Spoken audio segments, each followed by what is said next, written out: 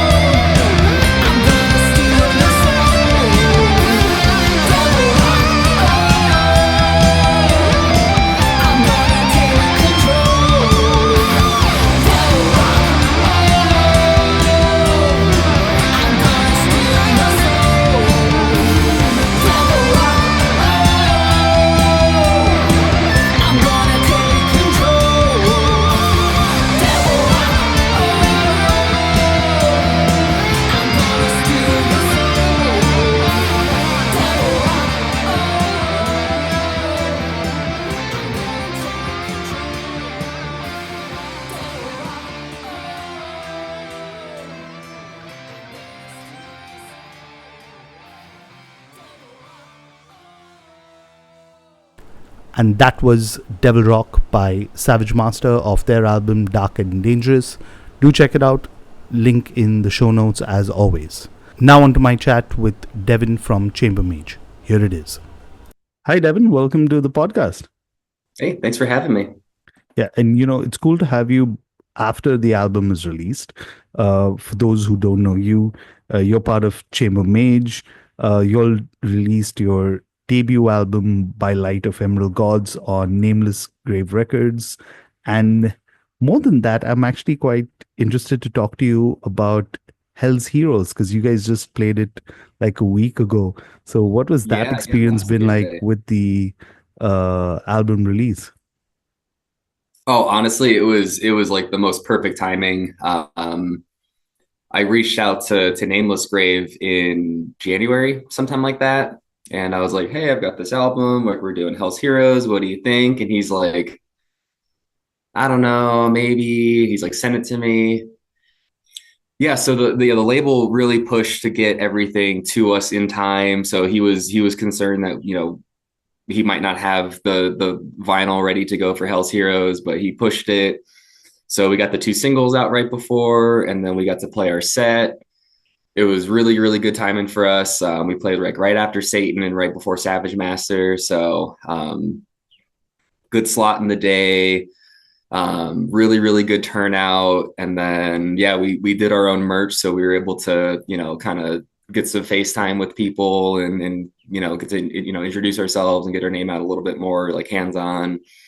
And then yeah, then the album came out on Friday, so it was like perfect timing.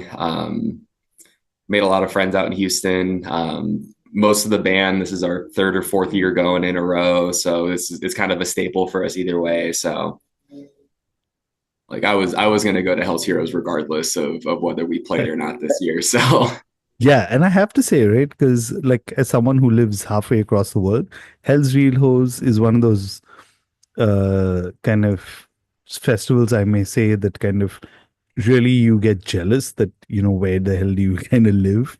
But that and Maryland Death Fest, like both yes, those festivals, I was like, fuck. And I think it's also like to a certain extent, it's even Keep It True, right? Because I just saw yeah, that Keep It True in Germany is kind of sold out already this year. And I think their programming is so like it's fixed. always They know good. exactly. Yeah. There's always going to be like a band or a bunch of bands that you enjoyed that's going to be there. So, like, Oh yeah, I like totally understand what you're saying. yeah, like 2 years ago, it was like Ross the Boss and like Liege Lord, a couple other people that I was super, super like stoked on seeing. And then last year, when it was like Queensryche, Candlemass, Rotting Christ, like stack lineup, like out the ass. Like I was running around. I got there from the moment like gates were open, and I was inside, outside for 4 days straight, and it was like brutal. And then this year, like I wanted to see Warlord, I wanted to see a couple other people, and then like they dropped off. So it was a little bit more of like a leisurely experience. But at this point, it's like I'm going on vacation to hang out with the homies and everything. So um, yeah, Hell's is pretty much going to be a routine for me at this point. And then yeah, I played Maryland Death Fest last year too. So I got to get both back to back, and that was pretty fun. Yeah. And so we'll hold on to like live experiences and stuff for a bit. But Yeah, yeah, I wanted like just to kind of go back to the start, right? Because there will be a lot of people who probably are listening to this episode wondering who are Chamber Mage and why am I talking to you guys? So I want to skip forward to the part where, because I read a lot of your interviews where you talked about Avery putting out a Facebook post, and I was like, yep. fuck, people are still using Facebook to kind of find band members. But tell me your side of it, right? Like, how did you kind of respond to that and then get everyone else together to where y'all are right now? Like, Yeah. not only a So demo, but an album. I'm kind of late to the game in like traditional heavy metal, power metal kind of territory. I grew up in South Florida, so it was a bunch of just like super gatekeepy asshole kind of people. So it was basically like I went from Metallica to just like Death, and then Necrophagist dropped Epitaph in middle school. So I went from like Metallica to Epitaph within like a year. So I just went down just death metal rabbit hole super, super hard. And it was like Sweet Pit, Blast Beat, all this crazy stuff. So I kind of skipped Maiden and all that stuff. And I didn't end up circling back to that till like 2021. I was taking lessons from Phil Tugas from First Fragment and Cathealist. So he kind of got me going down that train of like Symphony X and like all like the cool like Rhapsody, like EU power metal, US like Jack Panzer and everything. So and then I ended up having yeah, one of my death metal guitar players is used to be coworkers with Mark Briotti from Jack Panzer. So I got to meet him, and he was like invaluable like mentor. He's given me tons of advice over the last couple of years, but that kind of piqued my interest. So I wanted to do my own thing, and that's when I found Avery's post, and I was like, cool, like, perfect. Like he's already got most of a lineup together. He's got a couple songs demoed. We gelled immediately. So we were like, our first couple sessions, we were just kind of like going back and forth, looking at like riff ideas and just talking about influences and stuff. And I think the moment that kind of locked us in together was when I pulled out my Cauldron EP from like 2007. So yeah, I pulled out Into the Cauldron, and like we just became like instant best friends. Um, so yeah, that's really kind of like my weird roundabout story into like power metal. And like the band thing was super fast. It's the easiest lineup I've ever been with. Easiest band to write material for. Like everything gels super nicely. So it's definitely like a one in a million kind of a opportunity to have this project together. So Wow, that's quite an interesting journey. And I'm going to hold on to a couple of questions that I had for you specifically because I kind of read about your background. But it's strange that you mentioned Necrophagist because I actually saw Marco Minimum play a gig last night. And it was so strange just to be like, fuck, I'm watching someone like who I know was in Necrophagist for a very short period, but perform like with this weird act. I don't know if you're familiar with them called Aristocrats. yes, I love So, them. I love Guthrie Govan. yeah, so I saw them last night here in Bombay, and it That's was super like cool. Marco did like this 10-minute drum solo, and I was like, Yeah. yeah, this is what we could have had. Or Yeah. Oh, this is the yeah. kind of like metal he could have been playing, but Total sidebar, but do you know the band in Eternity's End? I've heard of it. Yes, correct. That's It's Christian's band, it's right? basically Necrophagus doing power metal. So yeah, it's Hannes and Christian, and then Mike Lapon from Symphony X was in the band for a while, and then Phil Tugas was doing the other guitar for a little bit, and they got Justin Humbach now, and then the dude from Hybria who's just like crazy singer. So it's like Necrophagus doing power metal. It's amazing. Okay, but coming back to you guys, right? Chamber Mage. Now, Yeah. one of the things is uh, since you talked about your journey and especially coming from Florida, right? One thing I noticed about Chamber Mage is now you all have the, and I'm going to take a breath when I say this, new wave of traditional heavy metal tag, right? Okay, I got that in one shot. But was that something that was a bit of a conscious decision? How did it all kind of come together, and how do you all come to deciding that we're going to play like heavy metal, let alone the whole tag and all that bit, considering everyone's backgrounds? Yeah, so initially I was going straight US power metal. I wasn't really thinking, new wave traditional heavy metal or any of that kind of stuff. And like I said, I was pretty new to the scene. So like I just knew I liked Man of War and, that kind of junk. Um, so yeah, that was kind of my approach with it. And then when people started labeling us like new wave of traditional heavy metal, I was kind of like resistant to it at first. I was like, no, we're a power metal band. And then like 6 months later, I was just like, fuck it, whatever, I don't care. Call it whatever you want. Yeah, I don't get super in the weeds on genres. Like if it's good stuff, it's good stuff. I don't really care what you call it. So And especially going back to what you talked about, right? Like bands like Cauldron, more recently like Skullfist, yeah, Haunt. yeah, I've spoken to Trevor a bunch of times, and he's like really passionate about this, right?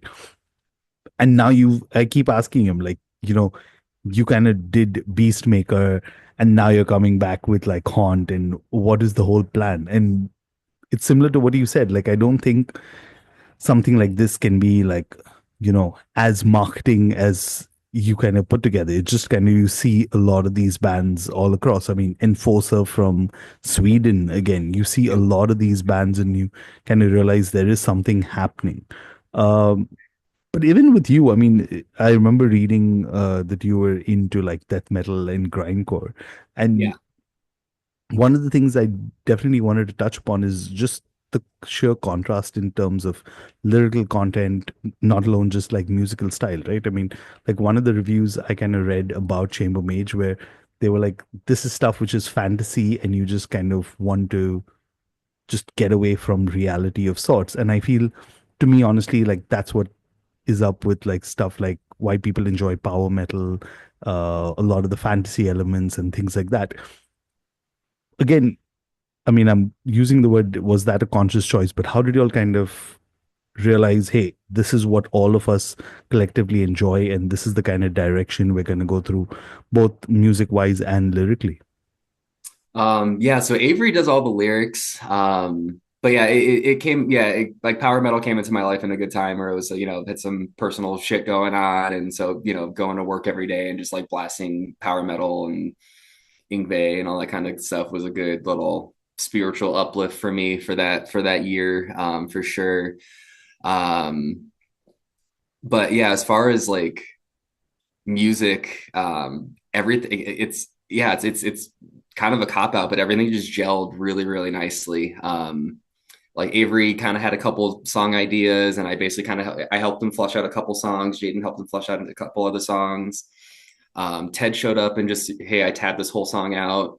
I did this. Yeah, Jaden and I all did the same thing. So all three of us just wrote a full song by ourselves, and then so like there was no outside input, but everything kind of just worked nicely. And like, Ted's song kind of has some of those like almost sleazier like glam riffs kind of going on. And then Jaden is pretty new to metal period. So he had some kind of blasphemous, but almost like some like Avenged Sevenfold kind of tinges here and there on some of his songs. And then like I just would just add more sweet picking to it just to make it crazy. And then my song, I was just going full Manowar, like for like the intro and everything. That was just Fires Deep. So like for like those big chords, I was like really just kind of just thinking like leather and baby oil, doing that kind of stuff. And then yeah, I had to sneak in some of my extreme metal influences. So at the end of the song, there's like a blast beat at like 220, and I'm doing like black metal chords underneath it. So um but yeah, the hodgepodge is like kind of worked really nicely, and really like my ultimate kind of goal with the band is to just really cover anything 80s territory and like make it sound passable. It's not going to be like an overreach. Like, why are these guys doing some like Watchtower riffs right now? Like, I want to be able to do like anything 80s and make it like sick. That's kind of the goal. Kind of the goal. Yeah, and I must add, right? Personally, for me, especially with this kind of music, considering you've got like, the North Star is typically Iron Maiden or Judas Priest. Like, those are the bands that you kind of enjoy the most. And then everyone who's kind of doing that is like, hey, how do they pull off the vocals? And I was Yep. really impressed by how you guys kind of did it. And then while I was kind of prepping for this chat, I went and checked out your demo. And again, from the demo which you all did in 2022, right?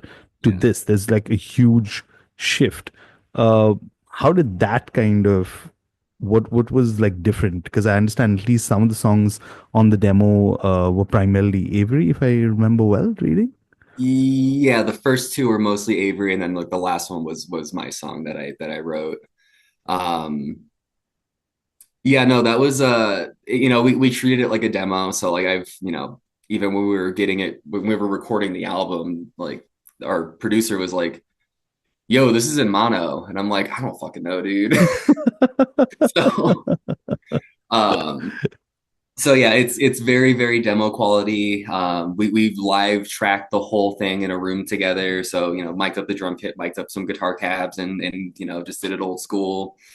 And then yeah, this was a process. Like this album took us almost 2 years to do. So we recorded with someone down 23, like beginning of 2023.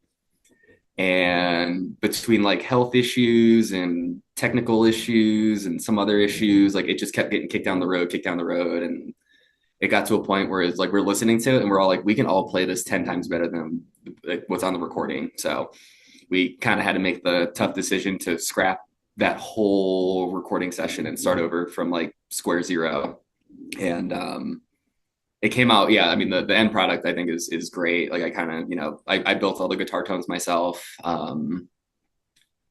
And then yeah, very, like supernatural drums. Like I wanted everything to sound like it was, like if this album came out in like 1987, it would sound like it was from 1987. Okay, so I was planning on asking you this question later because you kind of spoke about this in an earlier interview.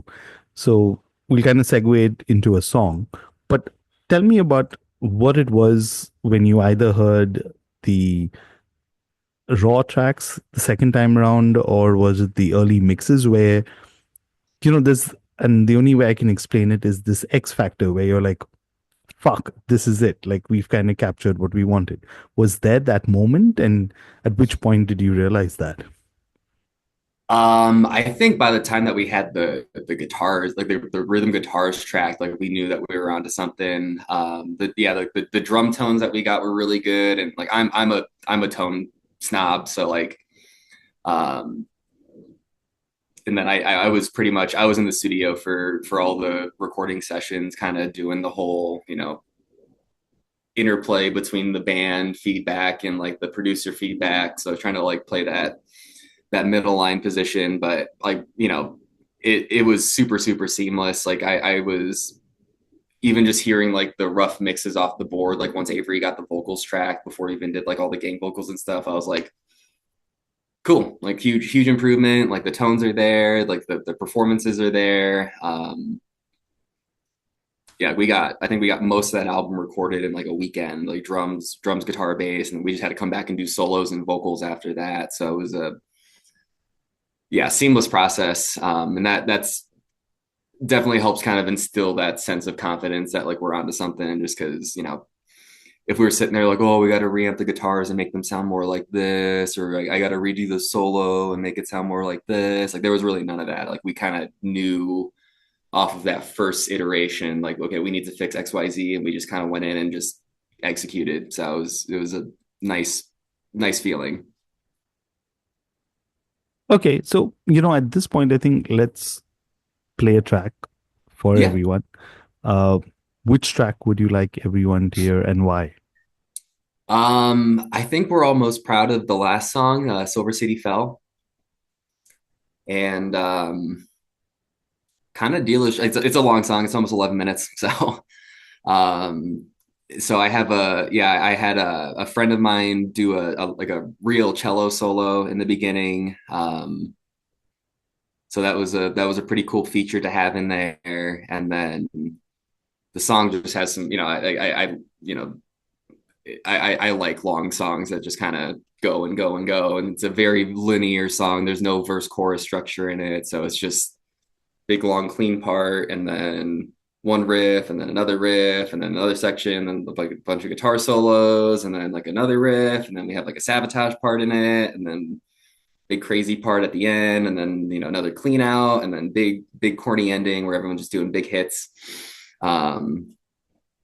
Not explaining the song or giving it justice, but it covers a lot of territory. But I think, let me see if I can find you a quick time stamp that would help. Okay, we're getting everyone really warmed up to this track. um, do you just want me to give you like a timestamp of like where's good to show people, or? No, we'll play the entire song. Let everyone go through the entire 11 minutes and know what you're talking about. Okay. Yeah, for sure. Um, Okay, cool. So with that introduction, which I don't think we can do any better, here's the closing track of the Chamber Mage album. Here's The Silver City Fell.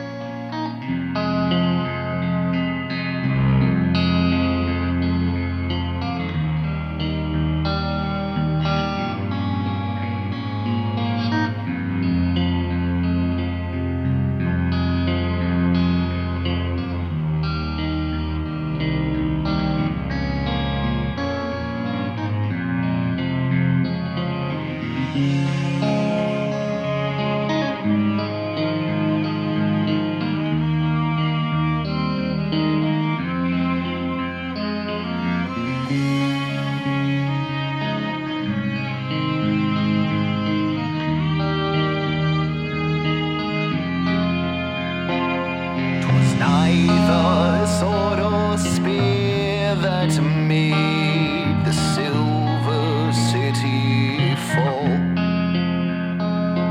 What weight from crooked crowns was laid upon their streets of gold. They came down from their mountain shrines to raise us in our dreams, and crept along the southern pastures while we lay dormant in our sleep. The quiet of the night was stolen by a devil's horn. It bellowed low and wicked through the fog, and fiendishly the umbras of the crowded candlelight consumed my room as I woke. And faintly through the roaring of the gale I thought I heard a foul, unfamiliar squall. It was then that I could see what was shrouded by the dark, shrieking just beyond the walls. It should have come to no surprise, this long-awaited siege. For a king who leaves his debts unpaid is sure to seek reprieve. Well, crimson failed the courtyards, and stayed one shimmering stairs. Those gates we could not hold, their glimmer shines no more.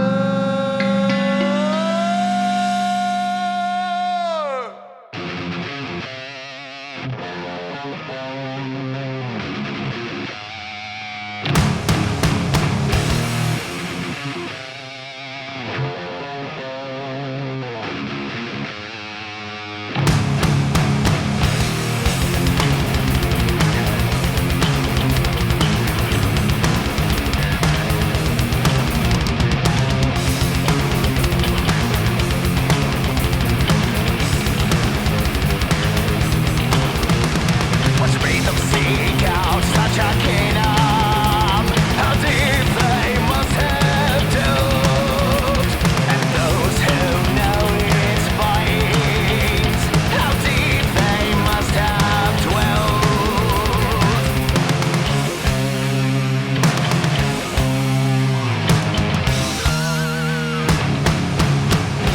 Fools we are to wish upon the stars. No rhythm to the songs they sang, no rhythm to their march. Their black banners flew through air where no wind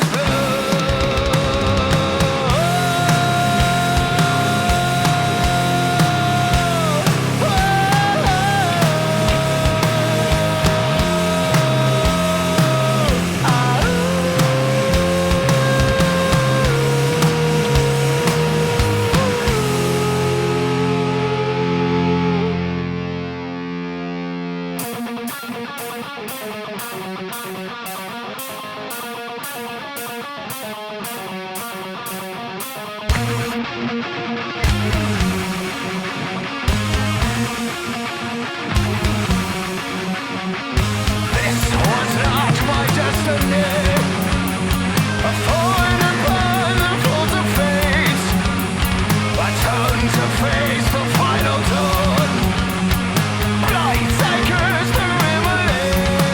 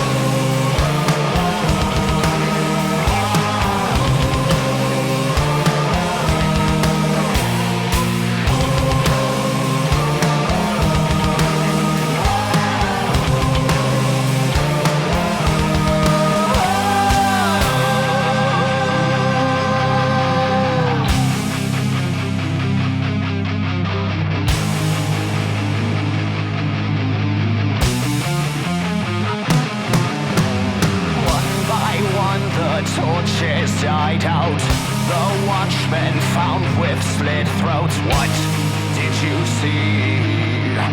Something staring through the trees. Like wolves they stormed the bailey and found the entrance to the passage beneath the floor. Through the halls under the ward, black legions filled the stairways and spared no man, woman or child in the keep. Screaming echoed in the hall, many could not stand and fight. No man should outlive his kin. I curse these devils of the night. Or someone tried to run and hide. Their backs riddled with arrows, dipped in poison, shade of night.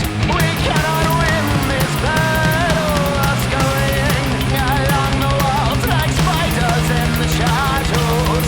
Father of the mountain horde, where is there for us to go? I watch the silver crown turn black and red with blood.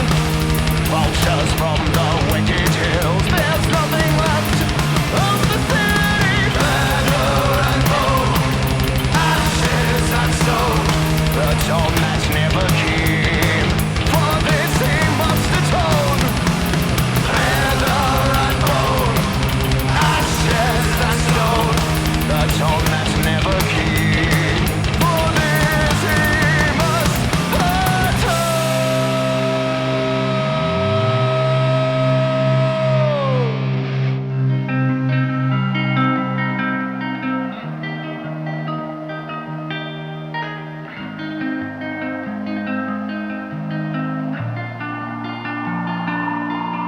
I'll wait for you in the edge of night. The last fell whisper on the wind slips away as I begin to fade into the dark. The tower that would never fall is lying broken after all.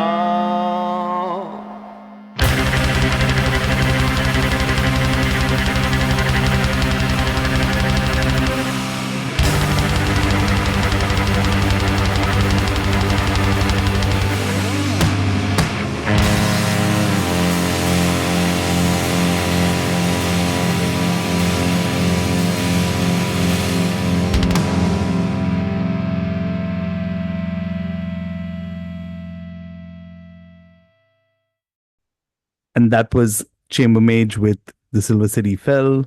And I've got Deven from the band with me. Now, one of the things you talked about before we went into the song was, literally re-recording the album a second time. And one of the things also you mentioned at the start was that the album's out on Nameless Grave Records. How did that deal kind of come about? And at which point did you kind of realize that, hey, this is now going to be on a label? Was that something that you all had planned from the outset itself? It was definitely a goal. So like Ted, our bass player, has been out to Keep It True and like Bach and some other stuff. So he's gotten to meet, shake some hands as far as like like No Remorse or Cruz del Sur, like some of those people. And we reached out to them, and it was like hey, we're same deals, like, hey, we're busy, like send it to us and we'll get back to it. And by that time it was like December, January, so like it really just came down to like crunch time. So we had a list of about 20 labels that we were planning on reaching out to and just sending out some pre-pro stuff and be like, hey, we're almost done with mastering and yada yada. So that was always the goal. And especially with this genre, like Europe is kind of the powerhouse of like where everyone's at. It's where a lot of the sales kind of come from. So from like a business aspect, it was like, hey, we should try to get this Euro label worked out, and just kind of ended up striking out with all of them. And like I Chamber Mage played a show with Serpent Rider back in like 2023. So like we've got to meet Brandon before. I was familiar with his work. Like, I knew he was in Drawn and Quartered out in the Pacific Northwest, and then I knew Andrew, Andrew through Rip to Shreds and everything. So like I knew they were, I knew they were legit fucking dudes. And yeah, no, they've been nothing but like a dream to work with. Like they've been super, super helpful with everything. Like I said, they were, big push to get our stuff out as fast as they possibly could to us. They've been great as far as like putting us with, in touch with like PR stuff like you and getting to do some cool interviews. And then we've already got some Euro distro going on through them, which is a great sign. So as far as like the business aspect goes, like I'm super thrilled. Like I really couldn't have asked for a better way for this to have all worked out. So knock on wood, we can keep working together in the future and kind of, help everybody do better. So Yeah, and it's so true what you're saying, right? Because like when a lot of times there's discussion around is there relevance for labels anymore and stuff like that. Uh, I'm glad you kind of mentioned it, right? But the fact that two of us are sitting in two different parts of the world having this conversation, and I've kind of heard the album, and I was really interested in speaking to you guys, right? That's the kind of stuff that happens when you've got labels and PR and all of that stuff. Uh, Kind of going back to the album itself, right? I mean, you kind of gave us a gist where you kind of talked about everyone kind of contributing and putting together. Uh, what would you say, like, was there like a vision or a kind of overarching kind of theme for the album before you kind of went in? How does it kind of, considering there are multiple people writing songs, how do you kind of, is there a kind of, how do I put it? And if I have to simplify it, is there a kind of mark or a cutoff that, hey, this is the kind of stuff we're looking for, and then we kind of get it on the album? How do you kind of look at that? So fortunately, we're all Guitar Pro people. So we just went out and just fully tabbed the songs out, and we're just like, here you go. And then it was just, we all got together, made some small tweaks and, little adjustments from there. And that was really about it. Like, there was a couple parts in pretty much all the songs where, we make it our own. If you listen to the tones on the album are distinct enough where you can hear the two guitars kind of going on.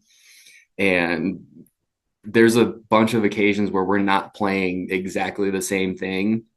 So Jaden's kind of voicing something a little lower, I'm voicing something a little bit higher. And we, like, no one was sitting there, hey, you're not playing my riff exactly the way that you wanted to. Like we all made it our own, and it gels. And then the great part with having like Jaden on board is like the dude's a fucking machine. So like we were looking at the waveforms, and we were about 3 milliseconds off from each other most of the time, which is about what you get from like doubling stuff from like software. So it was tighter than tight performances. Yeah, so like being able to make the riffs our own and like let them gel together would definitely just kind of help keep the performances tight and organic, really, more than anything, as opposed to like trying to play a riff that just doesn't feel right that someone else wrote. Yeah, and I think it's also a very interesting approach, right? And especially for a debut album where you have multiple people contributing to an album, and it also depends, right? Because every band's dynamic is different. Where I've spoken to certain bands where one person writes the entire album and shares it, and then they add on, or you have someone who kind of only takes care of the lyrics and that's it. So again, it's very interesting just to see how the various bands, the dynamics kind of work. Yeah, totally. And like this was an album that was, it's been done, like all the songs have been written and done since 2023. So like we've had some time to, digest them. Like we've gotten to play all the songs live multiple times. So even going into the studio for this last take, like if you listen to Length of the Chain, like off the demo and off the album, we actually cut some sections out and kind of shortened some stuff up just because it was like, this is a little too long. So like we had the time to kind of digest and refine things. So and then yeah, we're already tipping forward into album 2, which is pretty cool. So yeah, this like we're gonna be a little bit more deliberate in the writing process next time. We're gonna be a little bit more collaborative. yeah, like Silver City fell as much of it being a monster of a 11-minute song. We wrote that in a day. So as far as us being able to collaborate, like we're super effective.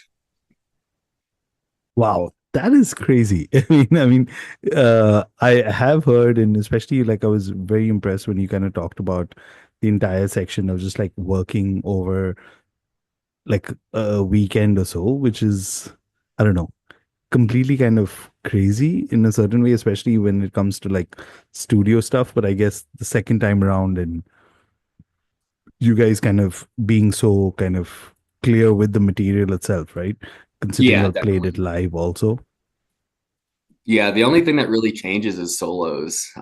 Like we keep like I keep like a general skeleton structure of like what I like to do, and then yeah, like I said, Jaden's just other planet. So he would track a solo, and we're like, that was sick. He's like, I can do another one, completely different solo, even sicker. And he's like, nah, I can do another. So he'd do that like 5 times back and forth. We're like, no, please don't delete that. That was great, and it just keeps getting better and better and better. And then he like finally pins it down and then just replicates it perfectly and tidies up the last little bits of what he needs. And he's like, here you go. So yeah, having that level of talents in the room is really fucking helpful. Okay, thanks for sharing all that information. I mean, like, I'm sure everyone's kind of keen to see where Chamber Mage is going next after this album, right? Because, you've already guys have set the bar so high. It only has to go higher from next, right? No pressure.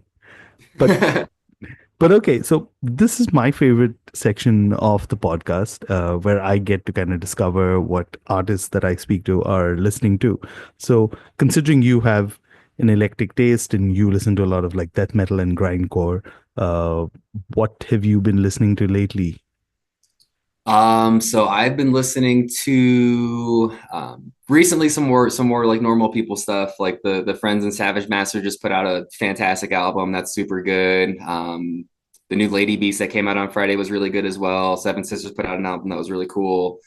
And then beyond that, I was listening to a lot of the new Retromorphosis, like Spawn of Possession kind of continuation, and the new Pissgrave is really really good too.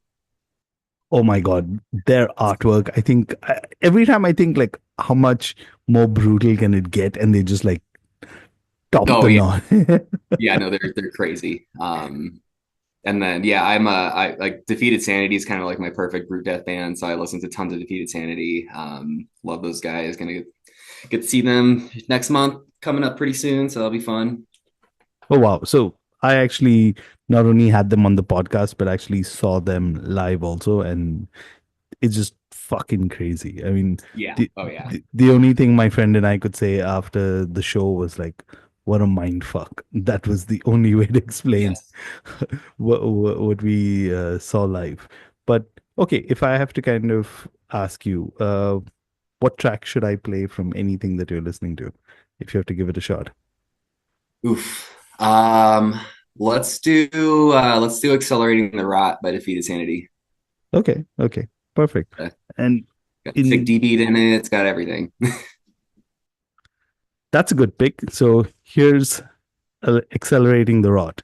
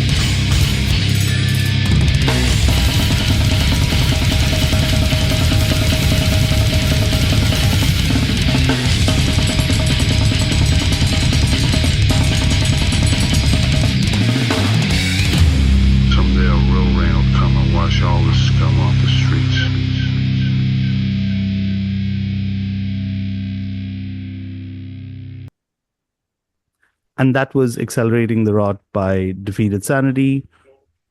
And I'm here with Devan. If you haven't heard my chat with Defeated Sanity, I had Jacob and Vaughn from the band on the podcast. I'm going to link that in the show notes. But like I said before we played the track, right? I mean, watching them live is a complete treat, and I'm really jealous that you get to see them next month.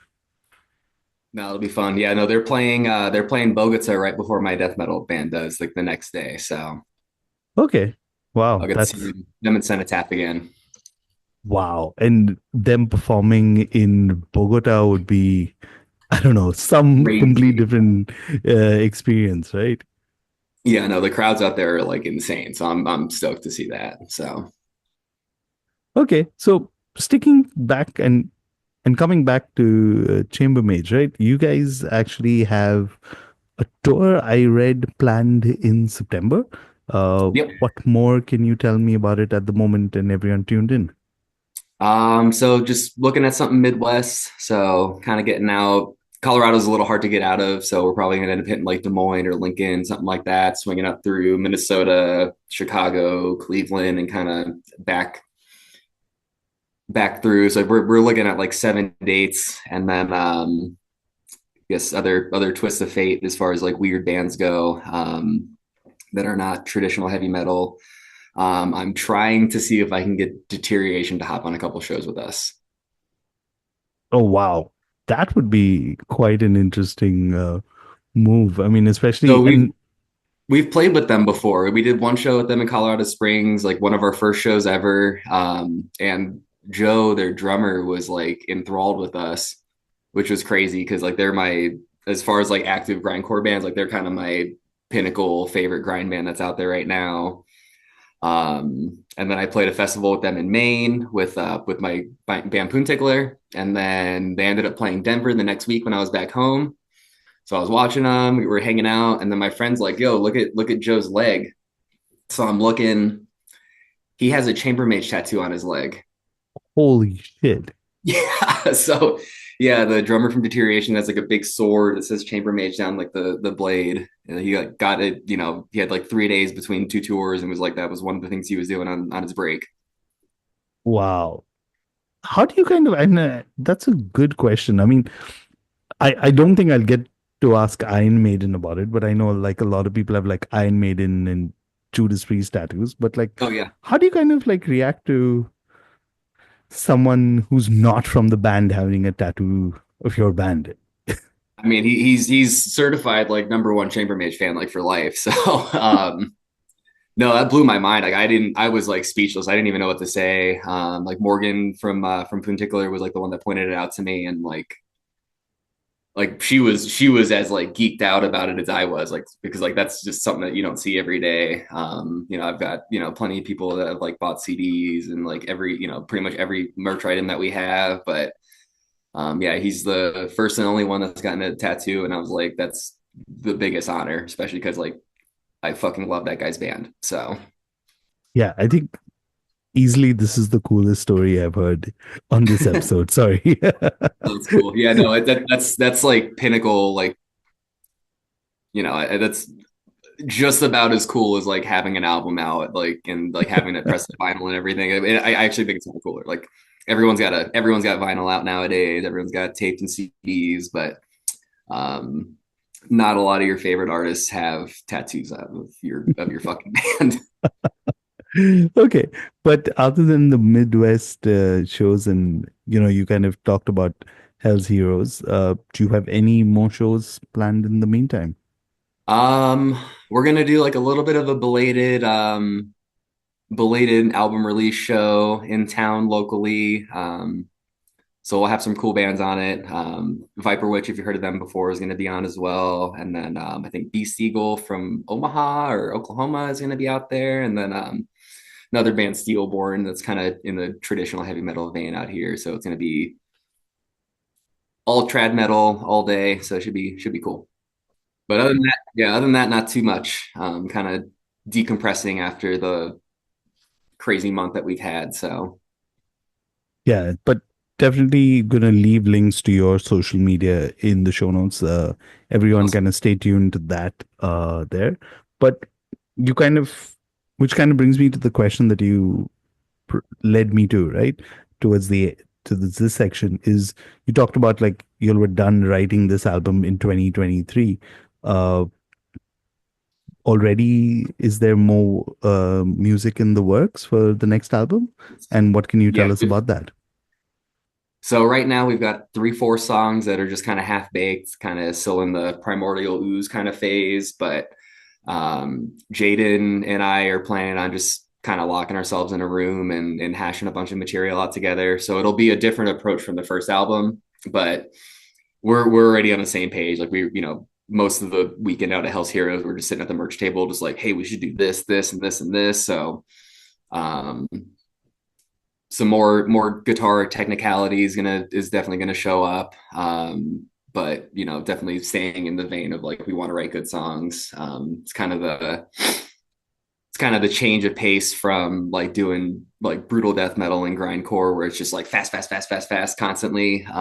Being able to kind of take those breaths and work in some more dynamics into the songs is like a really cool aspect of Chamber Mage that is unique, in and of itself. And then we're going to be doing a cover that probably won't be on album 2, but our goal is to basically overwrite. So if we're shooting for like 40 minutes of music, we're going to end up writing like an hour and then just kind of picking the best stuff. So we have some material to do like a 7-inch or a split or something if that opportunity arises. But the cover's going to be interesting. So we're going to do a Stick song. Oh, nice. So we're gonna do Castle Walls, Okay. and That I basically rewrote the music to kind of get rid of the keyboard and make it a guitar part, and then just make the guitars kind of Chamber Mage-esque, if you will. So okay, that's interesting. I mean, I haven't really heard a lot of bands covering them. yeah, So this should be interesting to you when it comes out. no, it's done. I wrote that like last year at some point, or kind of got the arrangement together. So it's pretty much a true to form. Like there's no frills or modifications off the songs. Like I actually wrote it in the same key as the original song, so you can just play it to the song, and so that's kind of how we're gonna write it and just tweak it and kind of like, yeah, now that we're done with Hell's Heroes, that's gonna be kind of easy little thing to get checked off and get the ball rolling for album 2. Awesome. So lots to look forward to from you guys. And yeah, any last words for everyone who's stuck around till the end and listening to this? Appreciate everyone that's checked it out and bought stuff. We've got the Bandcamp going, so everything helps. Pretty much everything that we're doing is going back into the band. So we can continue to do more stuff and try to get out to Europe. So, goal is to try to get on some stuff for like 2026 out there, hit some more festivals and kind of see what we can do with the damn thing. Awesome. I wish you guys all the best. And yeah, definitely keeping my eye out for everything that Chamber Mage is up to next. Sweet. Yeah, appreciate it. Yeah, and if anyone's, I'll plug myself real quick. Sorry. Yeah, I got my grindcore band Poon Tickler that should be active next year again. And then yeah, my death metal band Incinerate's going to be pretty busy this year. So we've got some out of country stuff and some in-state, stateside stuff that we're doing as well with some really cool fucking bands. So kind of cool getting some new life breathed into that band that's been going on for 30 years at this point. So Awesome. Busy year ahead for you then. yeah, definitely. Cool. Thanks so much, Devin. Thanks for taking time out to do this. It was just fun. Had a blast. And that was Devan from Chamber Mage. Really fun speaking to him and just kind of talking all about metal in general. If you enjoyed this chat, leave me a rating on the podcast app that you're listening to. If it's Spotify, I believe you can leave a rating also. As always, if you want to get in touch, hit me up, trendcrusher@gmail.com. If you're a label or a band and you want me to play your music, You can also follow me on Trendcrusher on any of the social media apps. And yeah, stay tuned for the next episode. I'll see you all very soon. Cheers.